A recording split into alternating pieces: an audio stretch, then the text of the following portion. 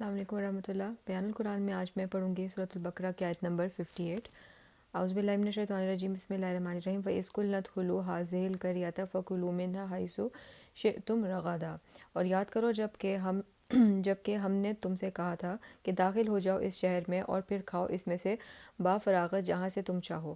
وَادْخُلُوا الْبَابَ سُجَّدًا وَقُولُوا حِطَّةٌ نَغْفِرْ لَكُمْ خَطَايَاكُمْ، لیکن دیکھنا بستی کے دروازے میں داخل ہونا جھک کر اور کہتے رہنا مغفرت مغفرت، تو ہم تمہاری خطاؤں سے درگزر فرمائیں گے۔ وَسَنَزِيدُ الْمُحْسِنِينَ، اور محسنین کو ہم مزید فضل و کرم سے نوازیں گے۔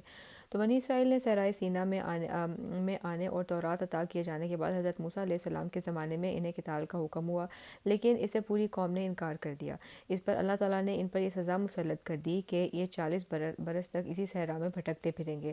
اللہ تعالیٰ نے فرمایا کہ اگر یہ قتال کرتے تو پورا ارض مقدس جو تھا وہ ان کے ہاتھ میں ابھی فتح کرا دیتے، لیکن چونکہ انہوں نے بزدلی دکھائی لہٰذا اب ان کی سزا یہ ہے کہ فَإِنَّهَا محرمۃ علیہم 40 سنۃ یتیہون فی الارض، یعنی ارض مقدس جو ان کے لیے ارض موعود تھی وہ ان پر 40 سال کے لیے حرام کر دی گئی، اور اب یہ 40 سال تک اسی صحرا میں بھٹکتے پھریں گے۔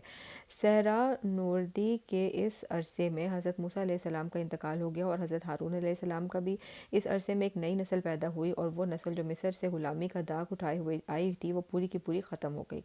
غلامی کا یہ اثر ہوتا ہے کہ غلام قوم کے اندر اخلاق اور کردار کی کمزوریاں پیدا ہو جاتی ہیں۔ صحرا نوردی کے زمانے میں جو نسل پیدا ہوئی اور صحرا ہی میں پروان چڑھی وہ ایک آزاد نسل تھی جو ان کمزوریوں سے پاک تھی، اور ان میں ایک جذبہ تھا۔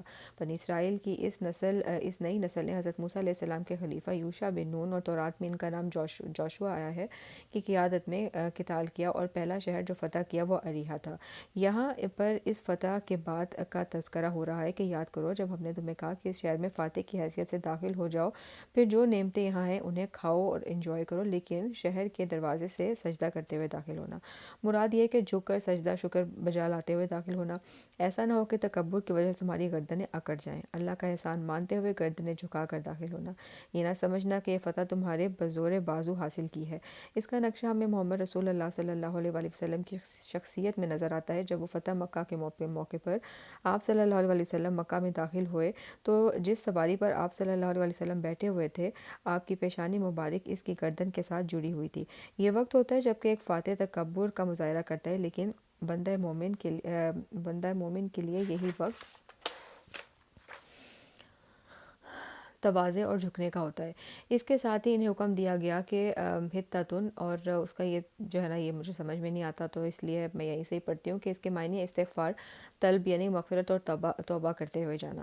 گویا اس میں گناہوں کو جھاڑ دینے اور خطاؤں کو معاف کر دینے کا مفہوم ہے۔ چنانچہ وقول حطتن کا مفہوم یہ ہوگا کہ مفتوح بستی میں داخل ہوتے وقت جہاں تمہاری گردنیں عاجزی کے ساتھ جھکی ہونی چاہیے وہیں تمہاری زبان پر استغفار ہونی چاہیے کہ اے اللہ ہمارے گناہ جھاڑ دے، ہمیں مغفرت فرما دے اور ہماری خطاؤں کو بخش دے۔ اگر تم ہمارے اس حکم پر عمل کرو گے تو ہم تمہاری خطائیں معاف فرما دیں گے، اور تم میں سے جو محسن اور نیکوکار ہوں گے انہیں مزید فضل و کرم اور انعام اکرام سے نوازیں گے۔ انشاءاللہ اس کو کل آگے کنٹینیو کریں گے۔ فی امان اللہ۔